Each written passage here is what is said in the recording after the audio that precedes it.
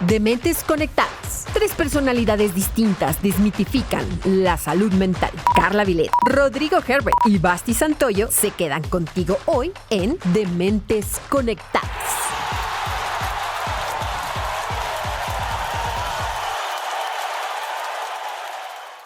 Hola, ¿qué tal, queridos dementianos? Sean bienvenidos el día de hoy en este lluvioso y frío día. Estamos muy contentos de estar nuevamente con ustedes en este segundo episodio de nuestra tercera temporada. Hoy tenemos una invitada estrella. Ahorita les vamos a platicar un poquito de qué viene a contarnos y a traernos para platicar. Soy Carla Vilet. Bienvenidos. Rodrigo.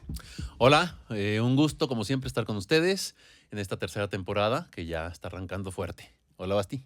Hola, estamos muy contentos. Rodrigo viene hoy de un humor bastante especial y todos estamos felices de este segundo episodio donde esperamos ofrecerles información que los deje pensando como siempre. Como Lolita ya, la información que cura. Que cura, así es. Sí.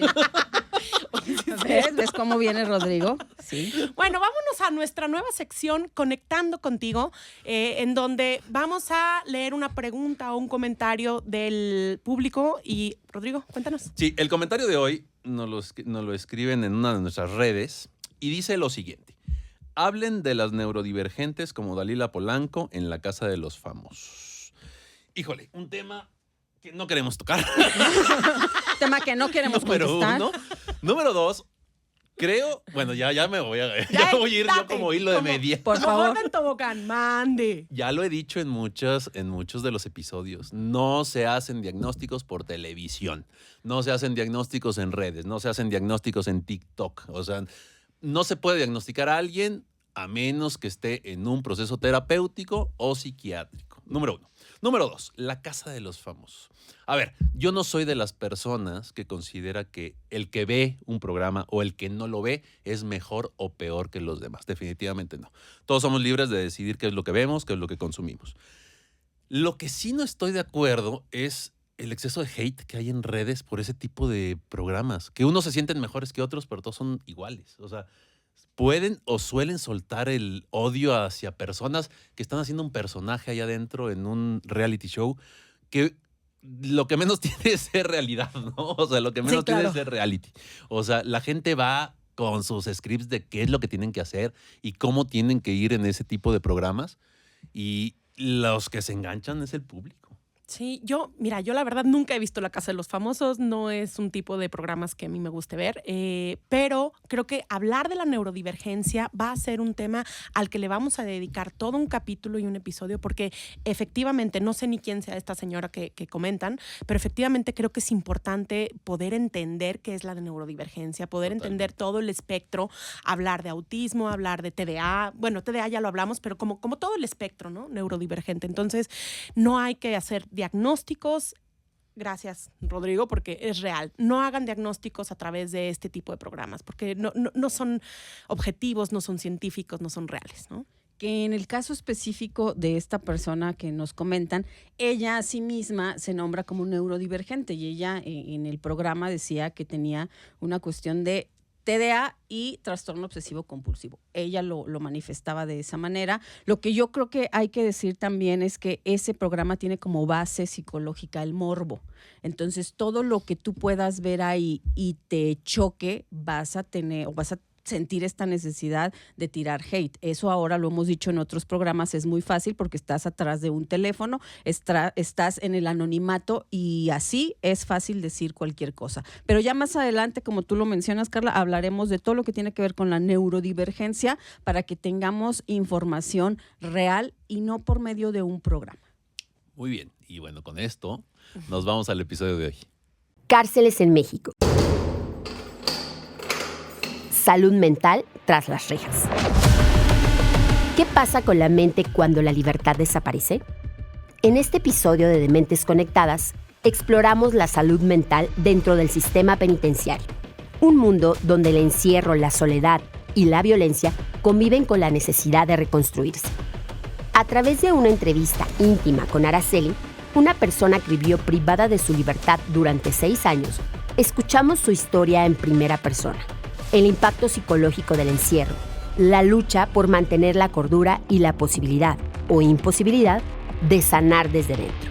Una conversación cruda, honesta y profundamente humana sobre lo que ocurre cuando la mente también cumple condena. Bueno, en el episodio de hoy vamos a hablar de la cárcel, de lo que sucede estando dentro. Creo que hay algunos podcasts, en especial uno que es muy famoso, donde se abordan historias de las personas que están internas. Es muy probable que coloquialmente conozcamos a las personas que están en una cárcel como presos, internos, ¿qué más? PPLs. Bueno, el nombre correcto es persona privada de su libertad, o sea, en abreviación PPL. Y hoy nosotros lo que queremos hacer es mostrar sin morbo justamente lo que sucede con una persona que está privada de su libertad. No podemos nada más ver a una persona que estuvo o que está en la cárcel como un delito o como un expediente. Y entonces por eso hoy invitamos a Araceli Cruz. Ella estuvo del 2015 al 2021 privada de su libertad en el penal La Pila, y lo que vamos a hacer es conocer una historia real, una historia que va a hablar de dolor, que va a hablar de pérdida, pero que también va a hablar de transformación. Araceli finalmente es una persona que sabe lo que significa perder la libertad y lo que implica reconstruirse adentro y cuando sales, reconstruirse afuera. Entonces yo les pido que tengamos la mente y el corazón abiertos para poder escuchar esta historia. Araceli, muchísimas gracias por estar con nosotros. Muchas gracias por invitarme. Pues estoy nerviosa. Volver a hablar del tema, pues sí siempre es nervios, pero gracias por invitarme y aquí estoy las preguntas. Bienvenida. Okay, gracias. Gracias por venir y gracias por abrir tu historia y tu vida con nosotros y tener la confianza. Hablar de este tipo de temas creo que es muy importante desde un enfoque de salud mental, debido a que la prevalencia de trastornos mentales en prisión o dentro de este tipo de lugares aumenta muchísimo. O sea, es muchísimo más y eso es por diferentes factores involucrados. Obviamente, la salud mental previa de la persona privada de su libertad tiene mucho que ver, pero también la forma en cómo están las instituciones, de cómo funcionan y también del personal que trabaja ahí, ¿no? O sea, desde el poco apoyo a nivel institucional para que las personas privadas de su libertad sean atendidos y también del poco cantidad de medicamentos con el que se cuentan en estas instituciones, ¿no? Uno de los principales obstáculos en este tipo de pacientes definitivamente es eso, y uno de los principales obstáculos es la falta de atención psiquiátrica y psicológica dentro de estos lugares. Tengo yo en mi historia, cuando llego yo a trabajar a este mismo penal en el 2016, había un rezago o había un tiempo, pues no recuerdo si casi se cumplían los 10 años que había estado el psiquiatra anterior. O sea que en realidad, o sea, había muy poca atención psiquiátrica. Se utilizaba de repente métodos donde los llevaban a revisión a una clínica pública aquí en San Luis Potosí. Sin embargo, no era con todos y ya eran los casos más graves también. Eso también es algo que O sea, tener en llevaban cuenta. 10 años de no tener atención psiquiátrica cuando tú fuiste. Es correcto. Uf. Y cuando les daban atención psiquiátrica era de forma externa, pero para toda la logística de sacar a personas privadas de su libertad, pues es algo muy importante, porque no nada más hay que sacar a poquitos a la clínica, hay que sacar a algunos al Hospital Central, hay que sacar a algunos. Entonces es todo un rollo, porque fíjense, en ese momento había 1,500 hombres en el área varonil y había alrededor de 120 mujeres. Entonces estamos hablando de más de 1,600 personas y que pues no eran suficientes los recursos que se tenían, ¿no? Claro. Hablando un poquito de números, para que hagamos una especie de observación de qué estamos hablando, aproximadamente 3.7% de las personas privadas de su libertad, esa es la prevalencia de los trastornos psicóticos que llegan a aparecer. Cuando estamos hablando que en la población general estamos hablando alrededor de 1%. O sea, estamos casi, bueno, sí, en el triple, exactamente. Depresión mayor igual, 65% de las personas, 10% de las personas con depresión mayor, igual doblando el porcentaje de la población general, estamos hablando más o menos del 5%, y había hasta 64%, estos en estudios que se han hecho en diferentes instituciones a lo largo del mundo. 64% contaban con un trastorno de la personalidad antisocial. La cuestión aquí también creo que tiene mucho que ver también la cantidad de, por ejemplo, psicólogos que hay en este tipo de instituciones y también la calidad de los psicólogos, ¿no? O sea, digo, de repente los psicólogos con las que cuentan ciertas instituciones no son psicólogos clínicos. Entonces, desde ahí empezamos con un problema. Son psicólogos que están enfocados o que saben de psicología, pero enfocados en otras ramas, ¿no? Pero ahí llegan y pues eso no lo transmiten en el currículum. Entonces, entran como psicólogos clínicos y obviamente el tratamiento no es el mismo, ¿no? Y tiene muchas implicaciones. Yo recuerdo que en aquel momento había un caso extremadamente sonado, ya hace de verdad más de 15 años, no sé si recuerden que hubo un homicidio en un colegio en el Salesiano, ¿sí? El padre que se aprendió a partir de esto fue llevado al penal, se hace toda una valoración psicológica y a la hora de que se presenta como pruebas y demás, por el hecho de que el psicólogo no tenía cédula profesional, eso fue un elemento que utilizó el abogado y esta persona pudo salir, aun cuando era culpable. Entonces, que no se tenga la preparación necesaria y que no se le tome la seriedad al trabajo que tiene que ver con reinserción, pues tiene consecuencias en todos los sentidos. Y aquí me surgen algunas preguntas que me gustaría que Araceli nos ayudara a contestar. Para empezar, la primera pregunta sería, ¿recibes el apoyo emocional o psicológico dentro del centro? Y si sí, ¿con qué frecuencia o cómo funcionaba? Bueno, a mí me tocó la fortuna, porque digo, es una fortuna que cuando yo estuve ahí, sí conté con atención psicológica y psiquiátrica, llegué a recurrir a ella. Y a mí, pues, a veces, pues es que también variaba, depende cómo estuvieras. El psicólogo te decía, no, pues te veo la siguiente semana. A mí me tocó, gracias a Dios, me tocó la fortuna de recibirla constante. Creo que también depende cómo lo tomes tú, porque si tú no quieres, vas y te haces tonta al psicólogo y por perder el tiempo y pues realmente no te sirve de nada porque sales de la terapia y sigues pues haciendo lo mismo. Entonces, yo desde que entré al lugar, desde que me cayó el 20 de que no iba a salir rápido, de que no iba, empecé a buscar formas de canalizar todo eso y cuando me toca el psicólogo, pasé por varios, porque sí era una rotación a veces de psicólogos, porque muchos se peleaban con los mismos internas de que, no, ya no me gustó cómo me habló y ya no voy a ir. Y entonces el psicólogo, pues había unos que también sí eran así especialitos y, no, ya no. Entonces a mí sí me tocó la fortuna, la verdad, y yo quise también participar en eso y por mí misma.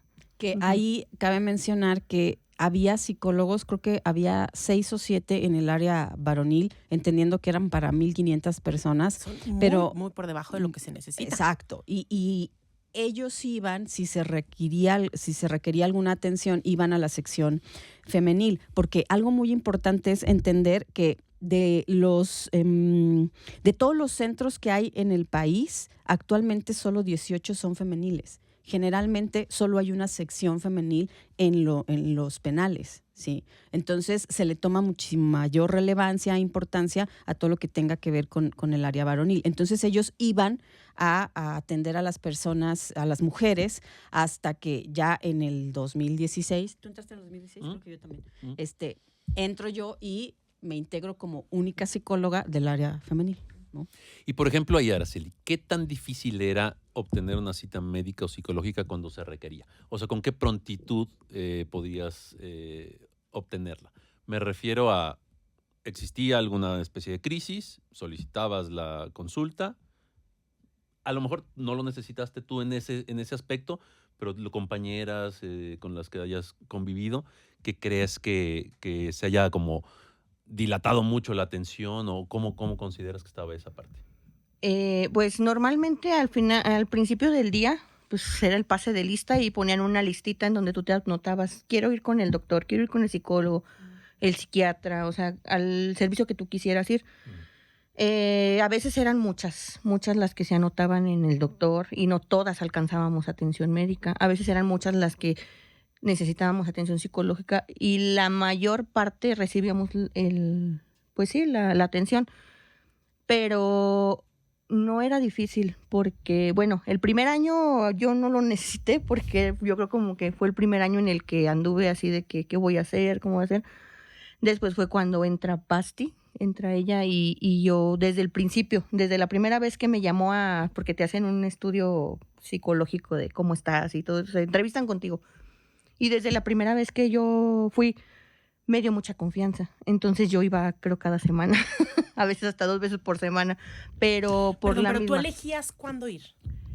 A veces cuando tú te sentías a lo mejor lo necesito, sí, pero ellos también tenían pues sí, hoy le toca, agenda. nos agendaban y ya tú me toca hoy, pero si tú antes de que te tocara tu cita, tú decías necesito, te atendían sin problema. Sí, se trataba de tener Sí. una agenda, pero había cuestiones que no tenías bajo control. Por ejemplo, si había que hacer una cuestión de beneficio, un beneficio es que el juez pudiera considerar que la persona tenía que salir, había que hacer un informe psicológico, o de pronto si el juez necesitaba saber si la persona tenía el juicio necesario para entender lo que había hecho porque estaba ahí, entonces también tenías que hacerlo. O cuando había pacientes en crisis, que es muy común en la cárcel, pues también tenías que dejar un espacio libre para poder atender estas emergencias.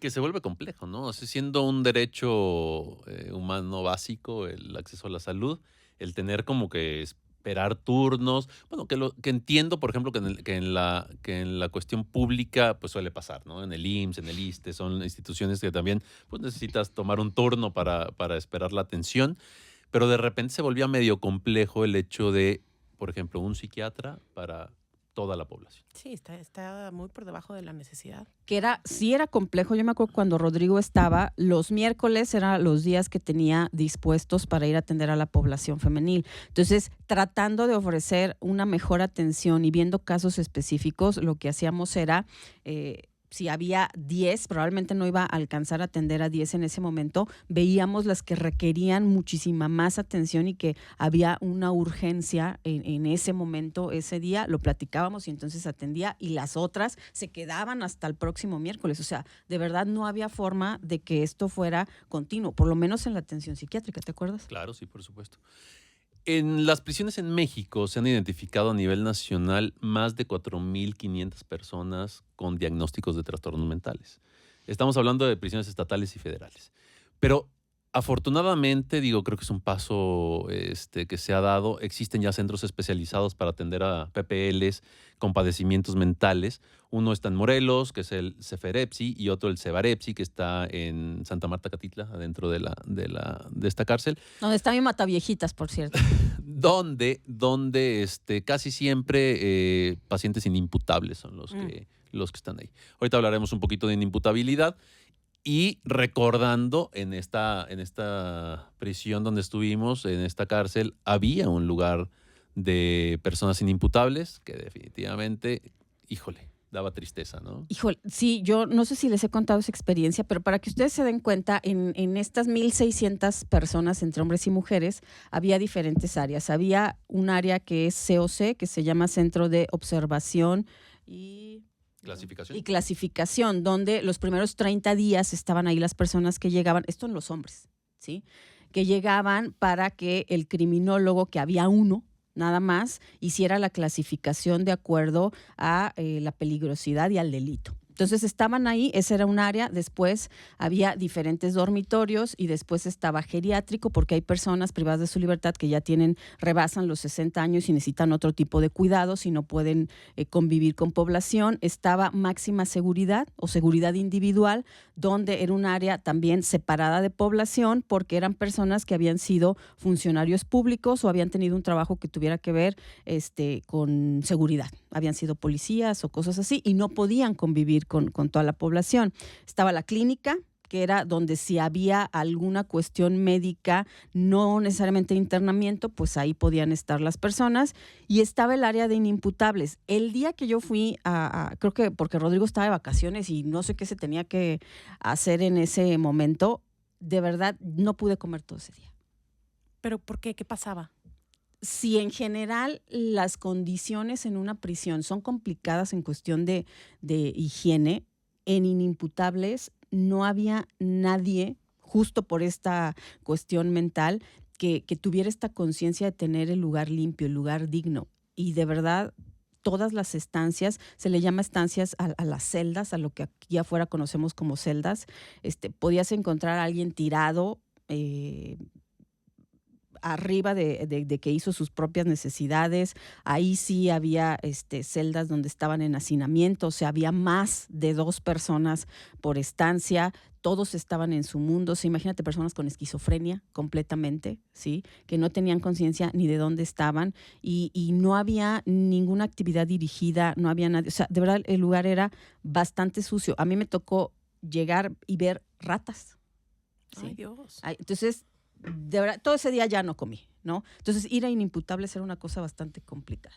Sí, cuando llovía se ponía peor, porque era terracería para entrar, entonces había, o sea, eran charcos y lodo y la gente salía obviamente a tomar un poquito el sol y regresaba, pero estamos hablando de más o menos 50, 60 personas en ese lugar y había como 2 o 3 celdas que las compartían. Entonces el hacinamiento era muchísimo. El hacinamiento que es un factor que va a aumentar la probabilidad, obviamente, de que exista De que la depresión. salud mental esté peor. La salud mental y la física. O sea, la cantidad de infecciones, la cantidad de procesos médicos que se veían en ese lugar era altísima y la poca capacidad que tenían estas personas de comunicarlo era mayor. ¿Por qué? Porque obviamente Claro, porque están psicóticos. Están psicóticos. Hablando de la inimputabilidad, es un concepto legal donde la persona no se puede catalogar su delito como el resto de la gente, ¿no? O sea, no es que se reduzca la pena, pero en realidad no es que haya una pena, ¿no? Es que en realidad es una medida cautelar la que se les impone, porque obviamente no existe una conciencia de los actos que se está haciendo. Yo recuerdo un caso de una persona que se robó una bicicleta, Sí. que fue uno de mis primeros casos que llegué a ver adentro, y llevaba dentro de la prisión más de 30 años. Pero era una persona con retraso mental. Hablando de la inimputabilidad, las condiciones que generan inimputabilidad son una deficiencia mental, anteriormente llamada retraso mental, una esquizofrenia, que obviamente es un padecimiento crónico que es degenerativo y que es progresivo. Estamos hablando de un cuadro de alteraciones cognitivas, una demencia, por ejemplo. Esos son los estados que generan inimputabilidad. Existen algunos estados que generan una inimputabilidad disminuida o semi-inimputabilidad. Que estamos hablando ya de trastornos psicóticos, consumo de sustancias, a lo mejor un trastorno bipolar en fase maníaca, etcétera, ¿no? Pero esta persona tenía una deficiencia mental grave o profunda, que se le llama, ¿no? Y pues él vio una bici y se trepó, ¿no? O sea, se subió. Y eso hacía que llevaba más de 30 años en ese lugar. Desafortunadamente, esto tiene mucho que ver también con el abandono familiar, ¿no? Obviamente, la familia afuera, estoy de acuerdo que no tienen siempre las condiciones para mantener a una persona de esas características en casa y que casi siempre terminan siendo las mamás o los papás ya viejitos los que llegan a convivir con estas personas y al fin y al cabo pues no los pueden mantener ni medicados ni controlados, ¿no? Entonces, pues desafortunadamente son abandonados en esas instituciones y es algo muy triste porque ves cómo se va apagando una vida que definitivamente tiene un trastorno mental grave y que pues nunca va a salir de ahí. Que la conclusión en ese caso en específico era de, ¿para qué lo sacas? Ya no tiene sentido que después de 30 años de estar aquí se salga porque no va a tener una oportunidad digna, ¿no? Y imagínense ustedes esta área de inimputables donde había alrededor de 50 personas y solo había 2 cuidadores, ¿sí? No quiero hablar mal, pero que eran personas también adultos mayores con poca capacidad para movilizarse y también para tomar decisiones, ¿no? Entonces, en realidad se vuelve más difícil. No, pues qué buena onda, o sea, así me siento muy alegre, me siento muy contenta. O sea, no, fuera de que lo digo de broma, la verdad es que nada más de pensarlo, se me hace el corazón chiquito. O sea, ¿dónde queda la humanidad? ¿Dónde queda el dar una vida digna? ¿Dónde está Comisión de Derechos Humanos? ¿Qué pasa con todo esto? ¿Y dónde está la reinserción? La cuestión aquí, a ver, entendemos que no todos los delitos son iguales. Obviamente hay gente que no pues que ni siquiera merece intentar una reinserción dependiendo del delito que hace. Ese es uno de mis pensamientos. No todos los presos son iguales. No todas las personas privadas de su libertad deben de estar catalogadas en el mismo lugar. Hay personas que se equivocan, hay personas que tienen errores, hay personas que toman malas decisiones y esas son personas que de repente quedan en el mismo lugar que con personas que deciden quitar la vida, que deciden agredir a otras personas, que deciden violentar a niños, a mujeres.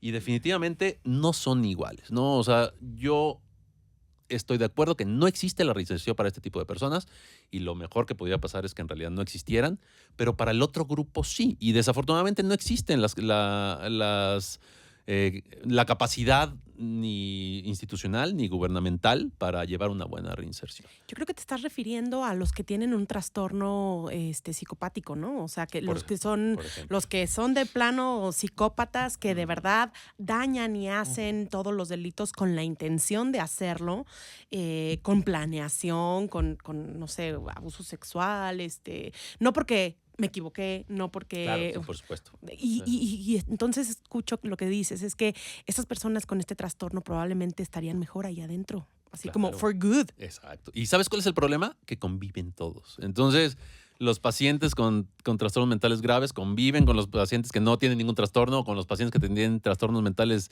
leves. Entonces, pues es peligroso para los pacientes con trastornos mentales. ¿Por qué? Porque suelen ser víctimas.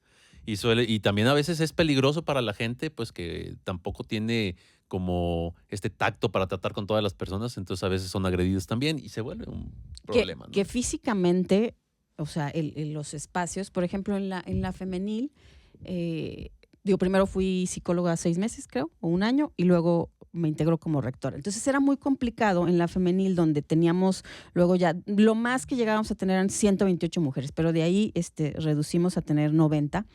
Y estaba el área de sentenciadas, o sea, las personas que ya recibieron una sentencia y que de una u otra forma ya tienen toda una dinámica hecha en prisión. Después están procesadas quienes están esperando todavía recibir una sentencia para acomodar que van a estar N cantidad de tiempo en la cárcel.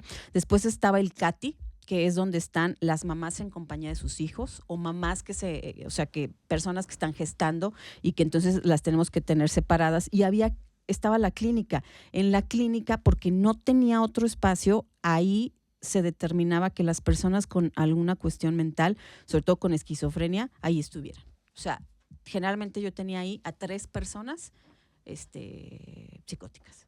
Sí, pero era donde llegaban todas las demás a recibir consulta y era donde estaba el consultorio de dentista, pero era donde estaba el consultorio de psicología. Entonces, constantemente tener 2 guardias ahí era indispensable, pero por la falta de personal, a veces no podías tener 2 personas ahí y si todas iban por medicamento, porque si requieren medicamento, vas a que te lo den. ¿Sí? Entonces, si iban todas por medicamento y alguien tenía un brote psicótico ahí y se hablaba mal con la otra, entonces ya tenías un pleito. Y un pleito en la cárcel no es como acá afuera, ¿no? Nos peleamos aquí, tú te vas y chingas a tu casa, yo también. No. O sea, ahí se matan. Sí. O las que están castigadas también. O las que estaban en el apando, ¿sí? Cuando se apandaba a alguien, el apando, lo hemos dicho en otros momentos, que viene del término del libro de José Revueltas, el apando es encerrar a alguien dentro de la cárcel. Según derechos humanos, eso no existe, pero claro que existe. Y yo les quiero decir que si ustedes se dan cuenta, estamos hablando de un penal que cada año que se realizan evaluaciones de cómo es todos los ejes que rigen la reinserción, el penal de San Luis Potosí no sale tan mal evaluado. Nunca pasa de los 5 puntos, pero no es de los peores. No les quiero yo contar que esta situación es lo mejor de lo mejorcito que van a encontrar en el país. Y lo que les estamos contando está terrible. Bueno, Araceli, ¿tú cómo vivías toda esta situación? O sea, ¿tú cómo te sentías estando ahí? Cuéntanos un poquito tu experiencia. Pues mira, estar ahí, pues la verdad no está bonito, la verdad, por todo lo que están contando y muchas cosas más que pasan ahí adentro. Cuando van tus familiares a verte o que van las autoridades, siempre van a ver lo bonito, obviamente. Y lo feo, pues nomás lo ven las personas que estamos dentro y los que van a ayudarnos, los que van a hacer. Pero sí es difícil porque convives con caracteres muy distintos al tuyo, con personas que mataron, con personas que violaron, que de todo tipo, y de todos aprendes. No digo que todos sean malas personas, porque la verdad no, pero sí es difícil acostumbrarte a vivir en un encierro donde tienes que, ahora sí que a fuerza, tienes que vivir con esas personas. Porque hoy no sabes si hoy van a estar de buenas, si te van a tratar bien, y si mañana van a estar de malas y te van a dar un chingazo. O sea, la verdad, sí, ese es un miedo constante, porque si te toca vivir, no sé, un suponer, con una persona que no toda es, a lo mejor en la clínica están las que tienen más, pero allá adentro también hay unas que están bien locas, o sea, que sí, la verdad. Y si te toca vivir con una, no duermes, ni siquiera duermes tranquila. ¿Por qué? Porque sabe qué vaya a hacer, o tienen diferentes costumbres, o hacen cosas bien raras. ¿Cómo qué? Por ejemplo, ahí se da mucho que muchas sean que adoradoras de la Santa Muerte sí, y todas esas sí. tipo de cosas, entonces hacen que rituales y cosas así. Y pues sí te sacan de onda, porque pues no duermes Claro. de estarte cuidando qué va a hacer esta, o te toca vivir con una. A mí me tocó en especial vivir con una chava que yo no sé si sea verdad o sea mentira su historia, pero ella te contaba que yo maté, que yo hice, que yo lo otro. Entonces, imagínate vivir con ella, dormirte con ella, pues no duermes. Y aparte de la personalidad, yo creo como que adoptan, porque yo digo que la adoptan o así la tengan, o no sé, la verdad. Pero su mirada de malicia, o sea, y sus actitudes, perdón, Ujú. de malicia. O sea, se sentía... Sí, y la tú te vibra. sentías en peligro. A veces. Que A ver. es interesante lo que comentas, Araceli, el hecho de quién sabe si lo adopten o quién sabe si sí sean. Porque definitivamente tienes que cambiar tu forma de ser ahí adentro y Claro. tienes que mostrar a lo mejor ser un poquito más peligroso de lo que eres para que pues, evitar Que no te un- chinguen. Sí, Que- sí. que, a ver, Sí, porque Araceli. la verdad es de que sí, o sea, si tú, yo la verdad llegué muy, con la palabra pendeja, sí llegué muy pendeja. La verdad, o sea, porque con yo la no. P en la frente. Sí, la verdad, o sea, ay, no manches, y yo decía, ay, ¿Por ¿qué qué? voy a ¿Cómo hacer aquí? llegaste? Es más, ¿por qué Eh, llegaste? ¿Cuál es el delito que se te Mira, imputaba? el delito que a mí me pusieron, bueno, al principio eran muchísimos delitos, de que robo calificado, asociación delictuosa, aportación de armas, cohecho, un chorro de delitos federales y comunes. Al último, pues se fueron deslindando los, y me quedó el robo calificado y la asociación delictuosa. Eh, y ya cuando yo llego, pues yo nunca había estado en un lugar de tantas personas así.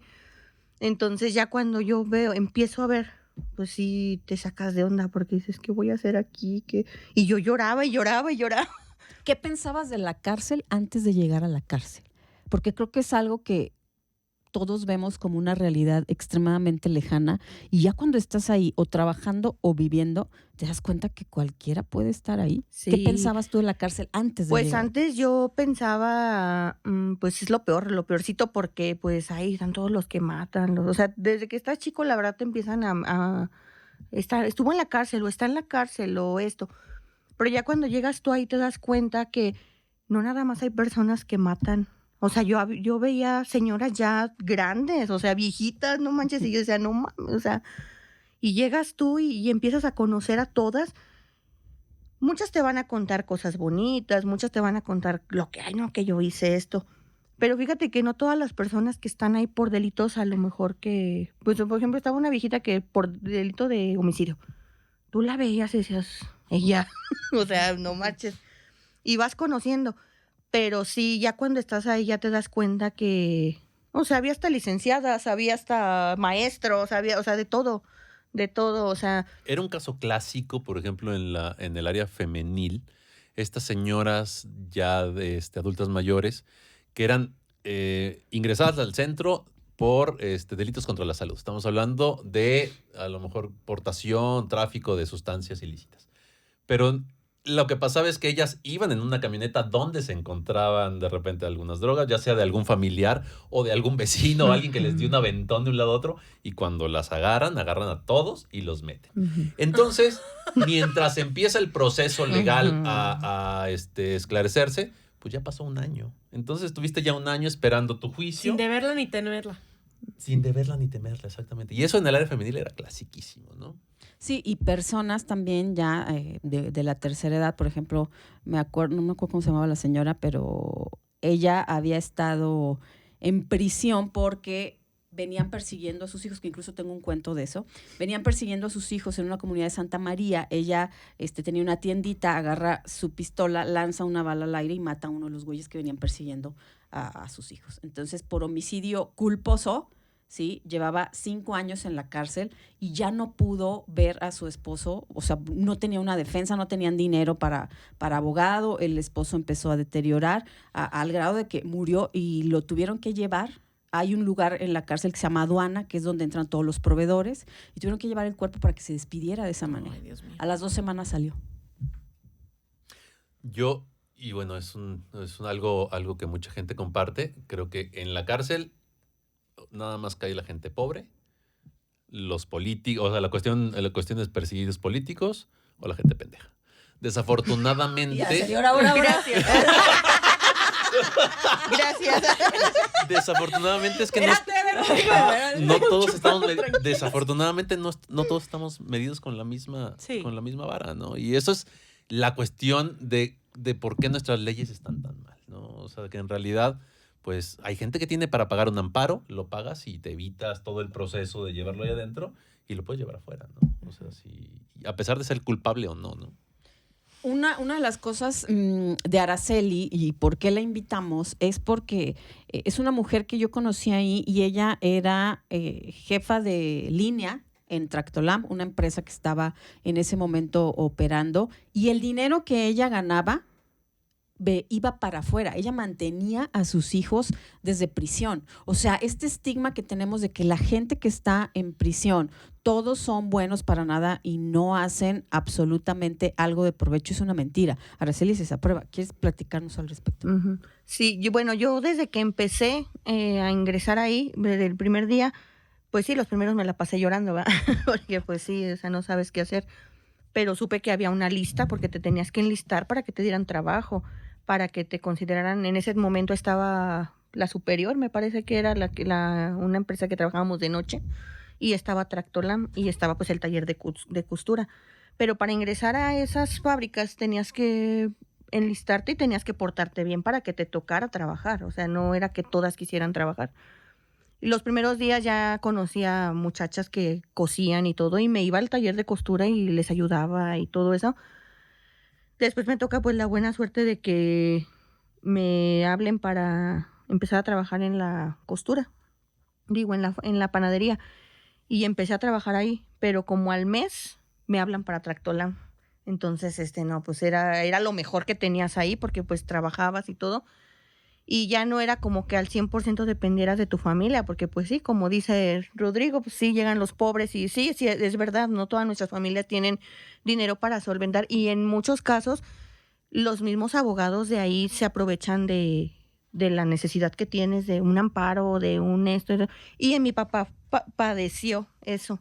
No, es que le dimos no sé cuánto dinero a un abogado, nunca lo volvieron a ver. Y yo le dije, no, ya no sueltes dinero, pues a final de cuentas pues ya estoy aquí, o sea, te tienes que hacer de la mentalidad de que aquí voy a estar y voy a tener que aguantarme. Ya cuando empecé a trabajar en Tractolam, pues ya empecé desde los primeros meses empecé a darle dinero a mi mamá, porque pues mis hijos estaban chiquitos, y pues mi familia no es de dinero como para decir, ay, los mantienen, ¿no? Entonces poco a poco pues iba, a lo mejor no digo que al 100%, pero lo más que yo podía pues trataba de aportar para que no se sintieran tan bien con la carga, porque pues también es una carga, aunque claro, digan que no, pues claro, uno se convierte en una carga para tu familia porque pues tienes que esperar a cuando ellos puedan ir a verte, a lo que te puedan llevar. Y hasta eso, mi familia siempre me apoyó, siempre, o sea, y mi mamá la primera vez que fue, me dijo, si yo supiera que eres culpable, yo no te vendría a ver, así me lo dijo. Y gracias a Dios, los 6 años que duré, los 6 años, conté con visitas. Entonces, sí fue algo difícil, pero el trabajo ayuda muchísimo, muchísimo, demasiado. Hablando de uno de los aspectos que mencionaba anteriormente, el hacinamiento como un factor predisponente de un aumento en la prevalencia de trastornos mentales, ¿cómo describirías tú las condiciones en las que vivías? O sea, tu celda, el espacio, el ruido, la iluminación, la temperatura. ¿Cómo consideras que esos espacios estaban puestos para tener una vida digna? Pues mira, la verdad, a comparación de otros lugares que he visto, lo que le comentaba a Basti, yo he visto muchos documentales de cárceles y la verdad estábamos en la gloria. Estábamos en la gloria. Una, porque pues en la estancia que tú estabas, tenías ahí mismo tu baño y tu regadera. Estaban chiquitos, pero pues ahí lo tenían, no como en otros lugares que te tienes que ir a formar y en un lugar solo todos se bañan y así, no. Nosotros teníamos, y la verdad estábamos en la gloria. Ahí te daban chance de que pusieras tus cortinitas para que tuvieras privacidad, para que tuvieras tu cobijita, la verdad estábamos en la gloria. Ok. Los espacios públicos, o sea, que se puede decir para todas, pues también estaban bien. Porque pues entre las mismas personas de ahí limpiaban y todo, y no estaba sucio. Si estaba sucio era porque las demás hacían su desmadre, pero sí estaba bien. La verdad, creo que es uno de los, a comparación de otros lugares que yo he visto por videos y todo eso, estábamos muy bien. Y eso es lo que hablas, ¿no? O sea, estábamos en un lugar bueno. Ujú. Y sin embargo, o sea, sí se sabe que están sobrepasados en cuanto a cantidad Claro. de reclusos. O sea, están como alrededor. ¿Ustedes saben el porcentaje de qué tan sobrepasados están? No, la verdad no. Pero, o sea, o yo sea- tengo entendido, por ejemplo, que en la cuestión carcelaria, a diferencia, por ejemplo, de Estados Unidos, allá están todavía más sobrepasados, porque allá creo que son instituciones privadas. Entonces, Ah, allá les pagaban a las instituciones privadas, o les pagan para tener, mientras más el gobierno les paga, mientras más presos tengan, más lana. tienen más dinero. Que ¿no? en la femenil, probablemente en la varonil sí había hacinamiento. El hacinamiento es que tengas más personas de las que pueden estar cómodamente, dignamente en una celda. En la femenil tratábamos bastante de que no hubiera 2 personas más por celda, ¿no? Y era todo un rollo porque aunque había 98, por ejemplo, yo me tenía que sentar a organizar cómo iban a vivir, ¿sí? Porque los hombres son complejos, pero las mujeres somos extremadamente complicadas. Sí. Sí, por ejemplo, todo el tema de la comunidad era un tema porque las custodias, que vamos a hablar un poquito más adelante al respecto, tenían una cuestión de poder, ¿sí? Y era yo voy a tomar la justicia en mi propia mano y tú que caíste aquí por un delito, me vale madre cuál sea, te voy a hacer pagar y te voy a hacer la vida imposible. Y si había personas que eran de la comunidad LGTB, no querían que vivieran juntas, ¿sí? Pero cuando estás al frente de una sección como la femenil, tenerlas viviendo juntas te evitaba muchos pedos. Sí. A ver, pero no entendí. O sea, las personas que son de la comunidad LGBT juntas, o sea, en una misma celda y No, así. o ¿o sea, qué? por ejemplo, personas que tuvieran pareja, Ajá. ¿sí? Para mí era más factible tenerlas viviendo juntas a tenerlas Ah, claro. en celdas separadas Ya te y que entendí. entonces una tuviera que ir a visitar a la otra y que la que viviera con la otra se enojara y hubiera broncas. O sea, lo Ponlas peor juntas, claro, ya te entendí. Ok, que ok. vivieran juntas. Si se bronqueaban, que luego pasaba, ¿sí? Entonces ya era, ustedes perdieron ese derecho. Claro. Sí. Sí. Ok. Oigan, y bueno, también creo que es importante hablar acerca de consumo de sustancias en la cárcel, ¿no? No sé de qué cárceles está hablando Carla, de verdad. Ay, Fíjense Eso que, ni se da. que yo trabajé, como ya lo hemos dicho en otros episodios, en Temazcali. Y Temazcali tiene convenio con la pila. Y entonces a todos nosotros como terapeutas nos llegaban reclusos. Y recuerdo que venían cada uno venían esposados, venían con su custodio. Por supuesto, cuando a mí me tocaba atender a pacientes de este tipo, yo siempre los metía a mi consultorio, pero les pedía que les quitaran las esposas. El policía, la primera vez, el policía me dijo, ¿estás seguro? Y yo, pues sí, porque pues sí estoy segura, ¿no? Resulta que este paciente en específico era un chico que había estado recluido por homicidio, había estado en una riña pandilleril y pues mató a un rival, ¿no? Lo mató a golpes con un bastón de estos de los de carro. Entonces, a mí nunca me había tocado trabajar con alguien así. Él venía porque él tenía consumo de marihuana a nivel pues adictivo, también cristal, también consumía. Y a mí me impactó la primera vez que yo lo vi. Pues yo trabajaba en un centro de rehabilitación de drogas, ¿no? Pero yo pensaba, ¿cómo puede haber drogas en la pila? O sea, ¿cómo puede haber drogas en la cárcel, no? Y entonces este chico me explicaba que todo el mundo consume ahí, o sea, no sé si todo el mundo no. Incluso hay estudios de la Comisión Nacional de Derechos Humanos que dice que incluso hasta el 94% de los reclusos se cree que pueden tener consumo de sustancias. Obviamente no es lo mismo quien es adicto, ya hemos hablado de eso, ¿no? O sea, puede ser consumo experimental, consumo a nivel abuso, pero el 94% a mí me parece... Me explota la cabeza. ¿Cómo? Y puedes encontrar, y eso es algo que también me sorprendió a mí muchísimo en mi estancia ahí, puedes encontrar la sustancia que tú quieras. Sí. Y ¿sabes qué? Hasta sustancias que ya no existen. O sea, ¿de qué estoy hablando? Por ejemplo, del flunitrazepam. Era un medicamento que se dejó de comercializar más o menos en el 2011, 10 aproximadamente.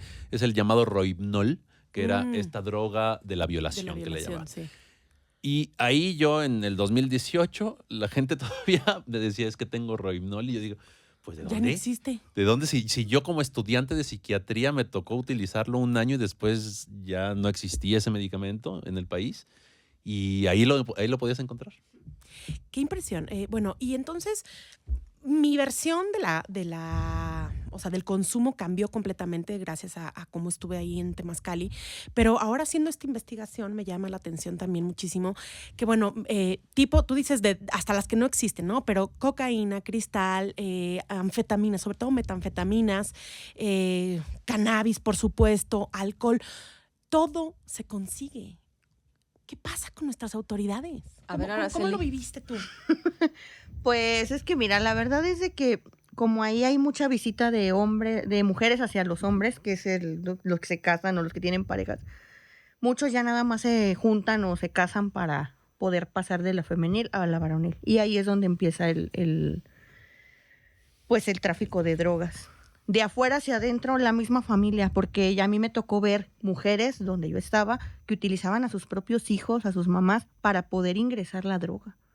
Los hombres igual, a las personas ya, de hecho había personas ya adultas, señoras grandes ya viejitas, que estaban ahí por introducir al penal, porque los hijos de adentro, ellos las iban a visitar y y los mismos, la verdad, los mismos guardias también.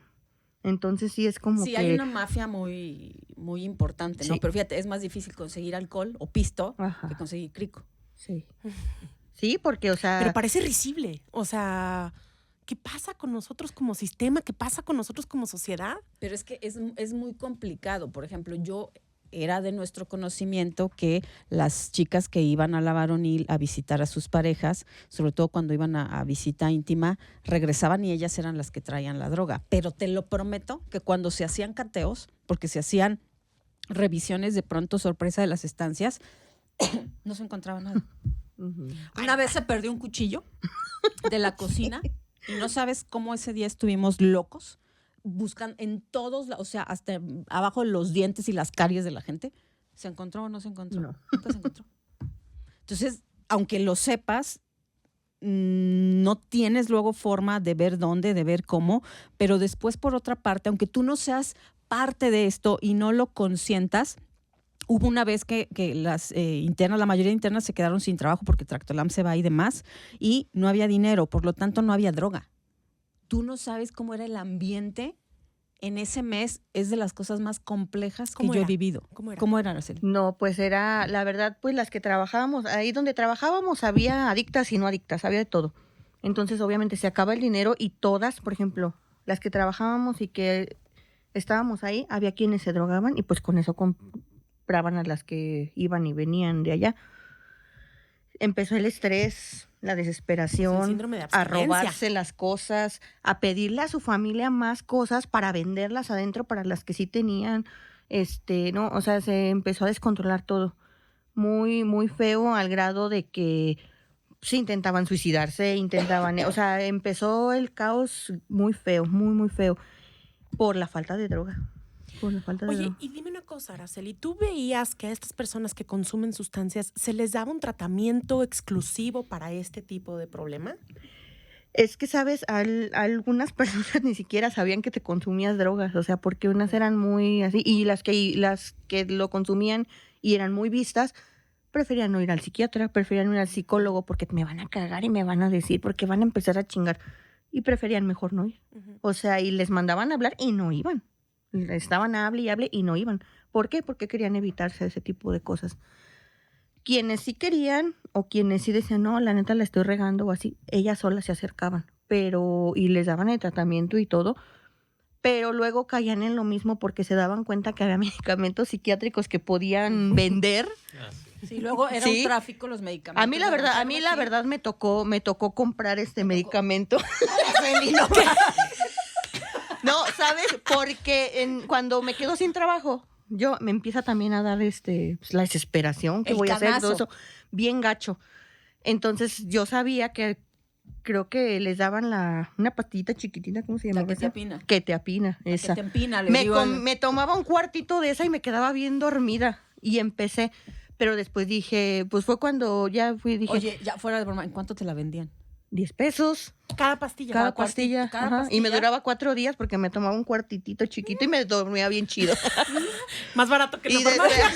Y despertaba bien chido. Que a ver, me imagino que en ese tiempo no había en el penal quetiapina, ¿no? O sea, porque pues, podías haber ido a pero revisión y te la daban, a veces ¿no? ibas porque te metían mucho en la idea de que muchas... No, es que si voy, en mi expediente me van a poner que estoy loca y que no voy a acceder al beneficio. Entonces preferías hacerlo por debajo del agua. Ese, fíjate, era una creencia que muchos tenían, que si eras valorado por un psiquiatra o por el psicólogo, vas a poder salir. Tu salida del penal iba a ser más complicada. Cuando no tenía nada que ver, ¿no? Y no, luego ya después yo fui sola con Basti y le dije, ¿sabes qué? La neta estoy de la chingada, me siento mal, necesito... ¿Qué sentías?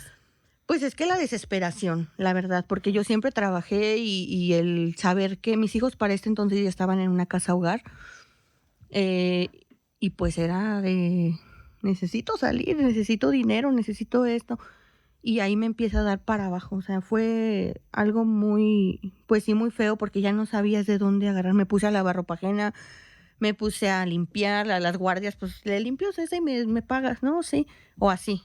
Entonces, ahí empezabas a buscar de dónde sacar dinero, pero pues no había, porque las que mismas que tú les lavabas eran las que trabajaban, y si ya no trabajaban, ya no pagaban, entonces, ¿cómo le hacían? Y ahí fue donde yo empecé así, y ya fui con Basti, y dije, no, ¿sabes qué? Yo llorando llegué, y le dije, ya no puedo más con esto, ya esto, no sé. Y ella me canalizó con el psiquiatra, y fue cuando yo empecé a tomar medicamento psiquiátrico. ¿Qué medicamento, te acuerdas? Me daban la quetiapina en la noche, y nada más en la mañana creo que era fluoxetina. Yo se la daba 5 pesos.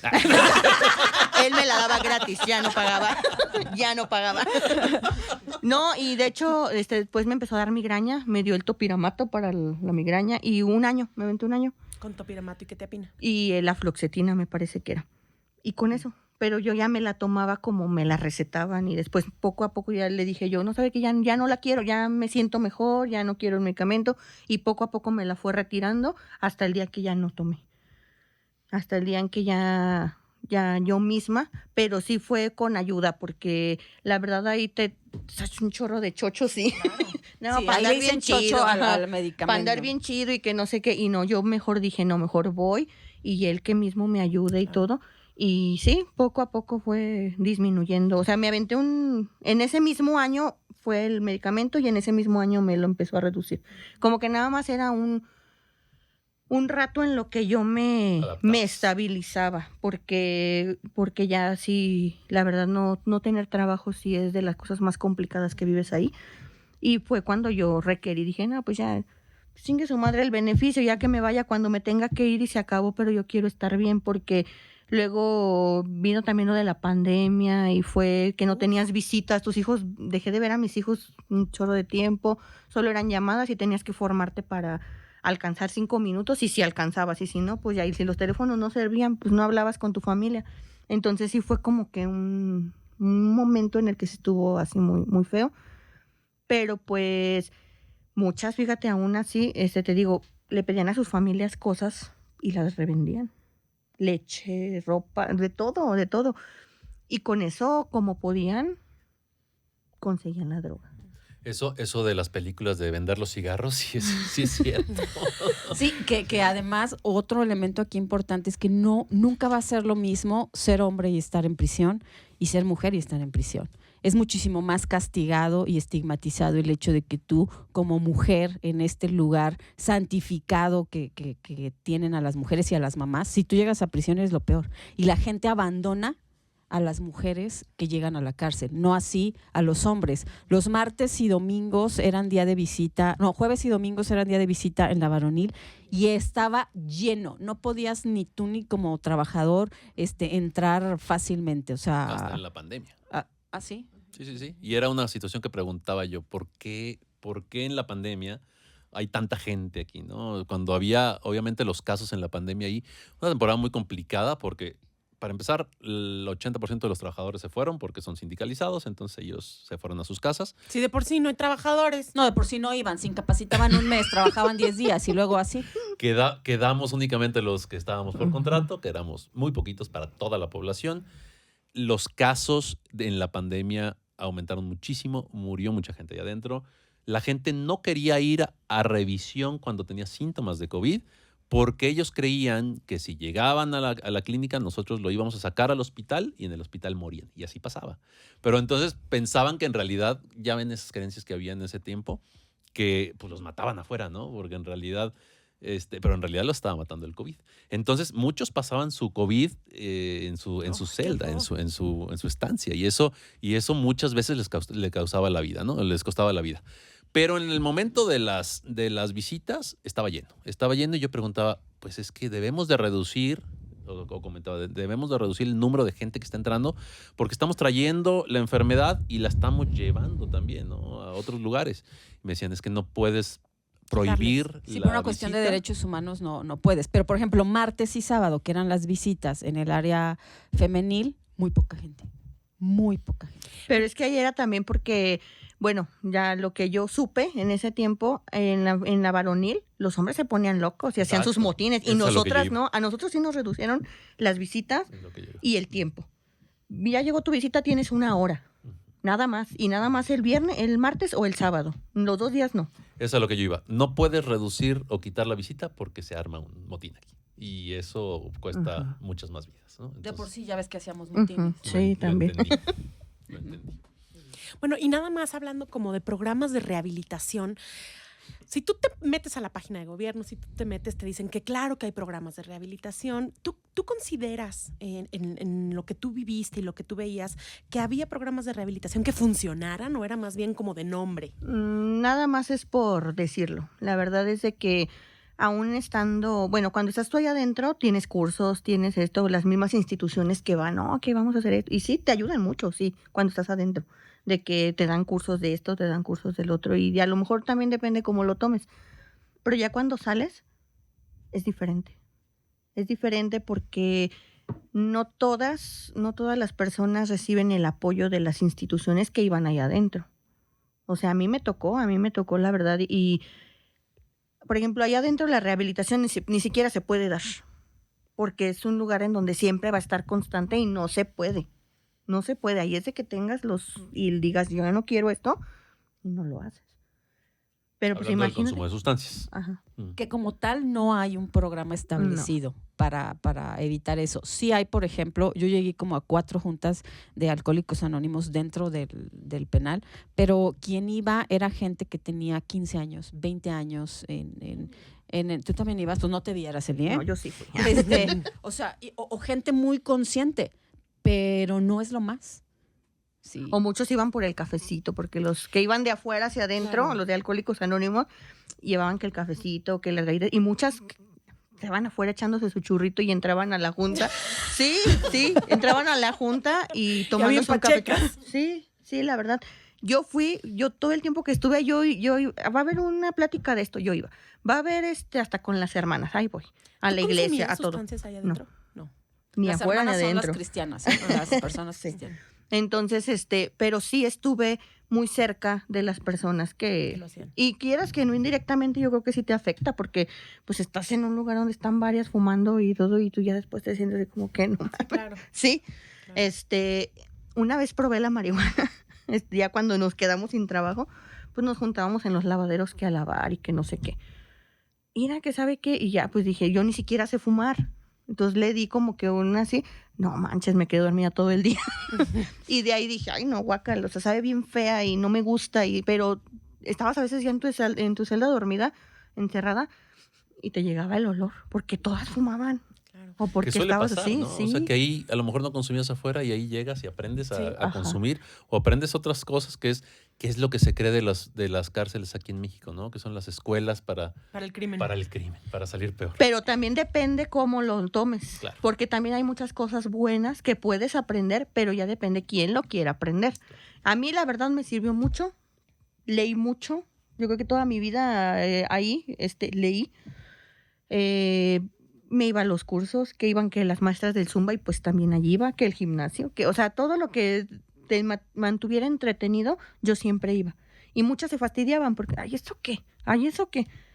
Pero a mí la verdad me sirvió mucho, una, para que el tiempo se me pasara más rápido y otra, porque aprendí. Si legalmente pasaban los libros de los artículos de la Constitución y que del sistema penal y que no sé qué, y también aprendí. Y ahí Ilegalmente. aprendí. Ilegalmente. Ilegalmente, sí. ¿Por y qué yo ilegalmente? pues porque a nosotros no nos permitían tener ese tipo de libros porque pues para eso estaban los abogados de oficio, para eso estaban. Y yo ahí fue cuando yo aprendí a hacer mis escritos por mí misma y mandarlo, y mandarlo, y mandarlo, y solamente así. Porque la verdad los abogados sí te ayudan, pero pues te tardan un chorro. Entonces yo misma decía, no, pues es que necesito ver esto, ¿dónde lo puedo ver? Y pues ya, ilegalmente pasaban y ahí aprendías. Y me sirvió mucho porque después a las demás les ayudaba a hacer también sus escritos. Sí, la verdad, pues es que tienes que aprender porque todas llegamos con una mentalidad muy tonta de que, ay, ya estoy aquí, ya me voy a quedar aquí. No, yo quiero salir. ¿Por qué? Porque tienes tu familia, porque tienes tus hijos, porque no quieres esa vida. Porque la verdad estar ahí, digo, es como una bomba de tiempo en donde siempre estás, ¿qué va a pasar mañana? ¿Hoy qué va a ser? ¿Hoy qué esto? O sea, siempre estás pensando qué va a ser mañana o qué va a pasar o ya hoy se acabó el día, gracias a Dios.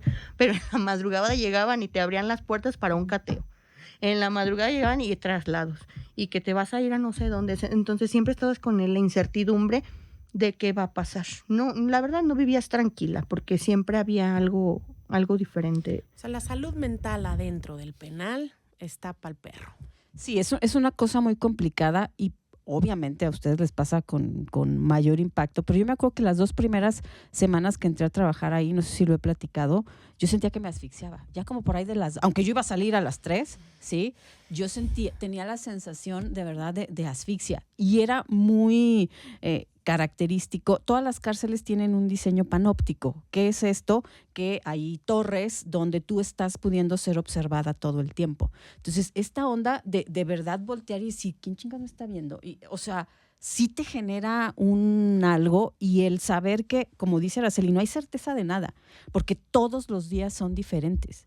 Todos los días pasa algo distinto y tienes que estar resolviendo en el momento. Lo que les platico, un día se pierde un cuchillo, al otro día golpean a no sé quién, al otro día alguien se dio un pasón con cristal, al otro día no puede venir el psiquiatra porque tiene otra cosa, entonces ¿qué hacemos? Al otro día se quedan sin trabajo. O sea, todo el tiempo era trabajar con la adrenalina encima. Es muy complicado que no tenga impacto en ustedes. No, es imposible. Y no puede, o sea, difícilmente hay una estabilidad. Tú, Araceli, eres un caso entre muchos, lo hemos platicado y la gente sí sale con un impacto, pero lo hablábamos hace un rato, salen a lo mismo. O sea, realmente quien hace la reinserción son ustedes mismos como individuos. Uh-huh. Y es muy difícil, ¿eh? Es muy difícil. Hasta el día de hoy yo te puedo decir que sigo adaptándome todavía, ya han pasado varios años desde que salí, pero es difícil porque realmente no tienes pues ni cuando entras ahí, la verdad no tienes como que un manual de voy a hacer esto. No, tienes que vivir el día como lo vayas viviendo. Igual sales y es lo mismo. Con la diferencia de que aquí afuera, pues sales y tu vida cambió. A lo mejor la tuya se detuvo y estuviste encerrada, pero la de la más gente siguió su curso y quieres regresar a vivir en donde me queda y no es cierto, no se puede. Oye, Araceli, ¿y el estigma? O sea, el estigma de haber estado ahí adentro, ¿qué tanto es un factor que impacta mucho acá afuera? Pues sí lo he vivido, a lo mejor, bueno, yo directamente no lo he vivido porque pues a mucha gente no le cuento mi vida, no estuve ahí. Tengo amistades, ahorita no muchas, pocas, pero ni siquiera saben que estuve en la cárcel. ¿Por qué? Por el miedo que me da decir, ay, ya no me van a hablar porque estuve en la cárcel. O porque a veces escuchas las pláticas de otras personas, ay, no mames, ese güey estuvo en la cárcel y que, o sea, y empiezas a escuchar y te empiezas a reprimir de decir, mi familia me ha apoyado mucho, la verdad, y nunca me han dicho, estuviste en la cárcel, esto, en otro, no, la verdad es de que no, pero sí he visto con otras personas que sí lo tienen muy marcado, de que, por ejemplo, en mi familia, mi abuelito es muy selectivo de decir, que ese seguro porque trae tatuajes estuvo en la pinche cara. O sea, siempre siempre estuvo así. No, siempre decía eso. Eso es un expresidiario y que sabe que cuando yo estoy ahí, yo nunca vi a mi abuelo hasta que salí, ¿verdad? Y hasta ahorita nunca me ha dicho ni ha hecho un comentario despectivo hacia ese tipo de... Un saludo a tu abuelita. Sí, la verdad. Y fíjate, o sea, es una persona que era muy de las antiguas, ¿verdad? Claro. De que sí. Y nunca me ha hecho un comentario ni hacerme sentir mal. Sí he vivido de algunas familiares lejanos, que estuvo en la cárcel y que no sé, que no te juntes con ella porque no sé qué, con algunos primos o de que no te juntes con ella por eso. Y me alejé mejor. Me alejé y le dije a mi mamá, ¿sabes qué, ma? Yo no voy ahí por esto. O sea, si ustedes que vivieron conmigo todo ese proceso no me dicen ni me hacen, o sea, me hacen sentir mal, pues menos otra gente, ¿verdad? Aprendes también te duele a lo mejor en el momento porque dices, no manches, yo me esforcé un chingo para salir y para hacer las cosas de la mejor manera posible y sales y te empiezan a juzgar y dices, chale. O sea, oye, ¿y a nivel laboral te ha influido? O sea, ¿has podido conseguir trabajo después o sea, ellos saben, tu empleador sabe que... O sea, ¿eso está en algún expediente? Digo, eso lo pregunto desde el desconocimiento. Pues se supone que hay empresas que deberían, ¿no? Lo que pasa es que hay empresas que te piden carta de antecedentes no penales, ¿no? Cuando ya tú cumples una sentencia, puedes volver a pedir una carta de antecedentes no penales. Pero, por ejemplo, en los trabajos en los que he estado, pues nadie sabe que estuve en la cárcel. Y tampoco es de que les quieran dar contando, sí, porque no, la verdad sí, claro. a veces sí son muy, te digo, escuchas conversaciones y dices, no mames. Sí, que digo yo, ¿para qué? El día que se eso. enteren, pues ni modo, ¿verdad? Pues yo soy lo que soy de aquí para acá y de aquí para acá ya es un pasado que siempre va a estar conmigo, pero de aquí para acá soy esta persona. Si me conoces en este momento, pues estás conociendo a otra persona que no es la misma. Bueno, es la misma, pero con diferente... Sí, cambiaste tu enfoque. Ajá. Entonces digo, pues si ya algún día se llegan a enterar, pues si me quieren seguir hablando o así, pues qué bueno, y si no, pues ni modo. Pues, oye, cosas yo siempre he tenido una duda con las personas que salen. Ese día, porque no es como en las películas, que sales y todo el mundo te está esperando y con pancartas y tal. Sales por aduana, sales a la tierra, y si han ido a la pila, está horrible por ahí afuera. O sea, ¿qué significó para ti la libertad en ese momento donde después de 6 años, si hacemos la cuenta, son un chingo de días, ¿sí? ¿Qué significó para ti el salir y decir, ya estoy libre? Pues ni lo creía, la verdad, porque haz de cuenta que el día que a mí cada rato me hablaban que para el juzgado porque te notificaban. Y yo ya había llegado al momento en el que dije, no, ya no me voy a ir, me voy a quedar aquí, me habían dado 9 años, 6 meses de sentencia, me voy a quedar aquí los 9 años, 6 meses. Ya me había hecho a la idea de que aquí me voy a quedar y aquí me voy a quedar. Cuando yo salí, me sentí libre. Me sentí libre porque yo nunca... En mi vida, la verdad, yo nunca había vivido una experiencia así, con una mujer y mucho menos pues, así. Pero en ese momento pues, tuve que aprender. Las mismas guardias me decían, pues si ya estás, ni modo, pues sácale provecho. Pues sí le saqué provecho. Estabas obligada a llevar una relación para evitar violencia. Sí. Y de todos modos la vivía, pero allá aprendí a defenderme. O sea, pero ella, tu expareja, ¿te violentaba? Sí.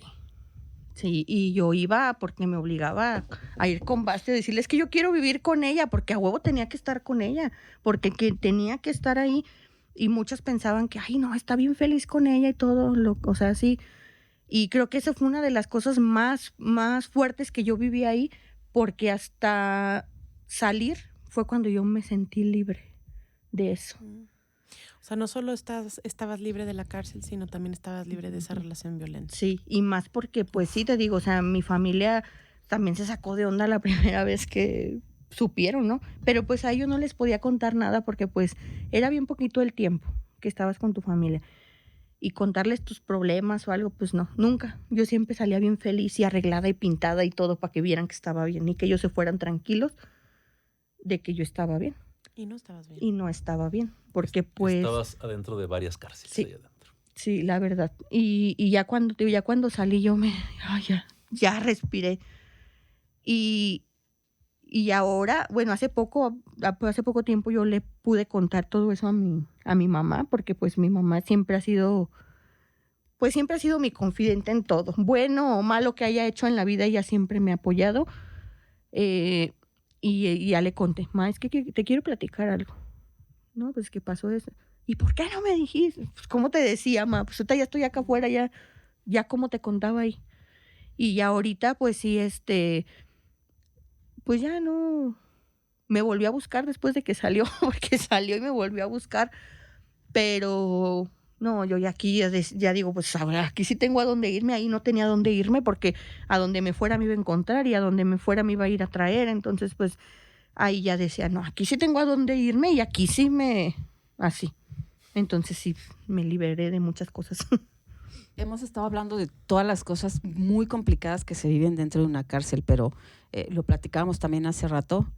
Había días que con todo y las tragedias encima que podíamos tener, había días bien padres y que eran disfrutables. ¿Qué aprendiste en la cárcel bueno? ¿Qué viviste bueno? Lo bueno era de que pues ahí había mucha unión. No todas, pero sí había. Por ejemplo, tenías un grupito de amigas y siempre nos esforzábamos porque el día de tu cumpleaños siempre fuera especial, siempre. Yo me acuerdo que a mí, los 6 años que duré ahí, los 6 años me tocó todas, iban y te cantaban las mañanitas y te llevaban tu gansito o tu pan o así. Y eran de las cosas más bonitas que vivías ahí porque se te olvidaba un rato cuando hacían las fiestas y bailabas y para que nos prestaran o nos autorizaran una bocina para bailar, te tenías que portar bien porque si no perdías el derecho. Y esos eran los momentos que pues como que te distraían y te sacaban un poquito de la rutina que vivías a diario. Nos juntábamos entre varias, no, pues que yo pongo esto, yo pongo lo otro y entre todas nos poníamos y festejábamos los cumpleaños, 14 de febrero, el Día de las Madres, o sea cosas así. Sí sentías que dentro de todo tenías una red de apoyo. Sí, te digo, o sea, no con todas, pero sí nos juntábamos así entre varias y sí, cuando era, por ejemplo, el fin de semana, los domingos nos reuníamos en el comedor y pues como el sábado era la visita, tu familia te llevaba comida de afuera y la comida de afuera era hasta echada a perder, te sabía buena. Sí, la verdad. Entonces los domingos nos reuníamos en el comedor y no, que a mí me trajeron esto, a mí me trajeron lo otro y hacías como un convivio, veas películas y cosas así y eran los ratos que te la pasabas pues bien. Yeah. Hasta Basti le festejamos su cumpleaños. Ay, cómo me acuerda. Sí, o sea, porque la verdad era muy difícil que una persona que estaba del otro lado se pusiera en nuestro lugar. Y que nos apoyara y que nosotros le tuviéramos cariño a una persona, porque las demás eran bien mendigas y pues no se ponían a ver como que el otro lado del lugar. Claro. Y ella siempre nos apoyó, siempre. Es que en ese sentido, Basti, yo creo que es bastante admirable todo lo que tú hiciste en este lugar. Me toca escucharlo de ti ahora, sí. Pero cuando tú y yo platicábamos, yo te decía, ¿qué estás haciendo ahí? La tomamos hasta de rehén en un motel. Ah, sí, de rehén. Sí, le tocó a Araceli. Sí. Pero eso dije, sí, la cuidábamos también. Nunca lo he dicho, nunca, ni en otros episodios que hemos platicado, pero yo les decía, cuando estaba todo esto de Tractolam y que las dejó sin trabajo, que las cosas eran muy complicadas y que yo tenía que lidiar con esas situaciones, iban autoridades, yo les dije, nadie les puede quitar el derecho de manifestarse. Uh-huh. Sí, y la tomamos de rehén a ella, pero la cuidábamos. O sea, en el sentido de no puedes perder eso, ¿sí? Si ya no tienes la libertad, por las razones que sean, tienes el derecho a manifestarse pacíficamente. Incluso yo les decía, no hablen, no digan nada. Sí, la verdad ese fue. Y nos ayudó mucho también porque pues ya no teníamos trabajo y pues llegamos, aunque sea un acuerdo de que nos iban a dar por mes, creo era una cantidad de lo que habíamos ahorrado y ya el resto cuando salieras. Entonces, pues ya quieras que no era un poquito de... Había, claro, las que se manifestaban en contra y hacían su desmadre y todo, pero creo que ganamos un poquito más de lo que hubiéramos perdido. Y ahí es cuando dices, estar ahí lo valió. No importa cómo me haya ido. Ujú. Y aprendiste también a que eres una mujer fuerte, una mujer resiliente y una mujer que ahora ve el mundo de una manera diferente. Sí, la verdad es de que a mí estar en la cárcel me ayudó. A No conocer. es un orgullo, la verdad, porque pues a final de cuentas siempre va a existir ese... Yo estoy consciente de que yo no cometí el delito, pero fue a través de una persona que cometía los delitos. Estuve involucrada ahí y todo, pues me tocó, pero pues gracias a Dios pude aprender muchas cosas. Perdí muchas también en el camino, pero creo que lo más valioso que tengo ahorita pues es mi familia, mis hijos y pues el que a mí ya cualquier cosa no me tira así tan fácil. O sea, aprendí de que No. tengo que ser fuerte y ya no cualquier cosita me hace. Tan válida. Oye, muchísimas gracias por compartirnos toda tu experiencia, Araceli. Qué enriquecedor y qué diferente pensar a una persona privada de su libertad con toda esta humanidad y con toda esta experiencia. Gracias por compartirlo y gracias por abrirte. Bueno, también te queremos dar las gracias por acudir aquí con nosotros, por tener esta apertura, por acceder a contarnos tu historia y no sé si quieras comentar algo antes de empezar a concluir el programa. No, pues igual gracias a ustedes por invitarme, por pensar en mí. Pues sí hay muchas cosas de las que no se hablan, de las que todavía están sumidas en el agua y todavía no salen. Pero creo que conocer más allá de lo que se dice es diferente. Y pues gracias y ojalá pues esto llegue a muchas personas que todavía son muy, pues sí, que todavía te señalan o te hacen así de que pues no es lo mismo. Nada más sería eso. Muy Muchas bien, gracias. pues empezamos a concluir, Carla.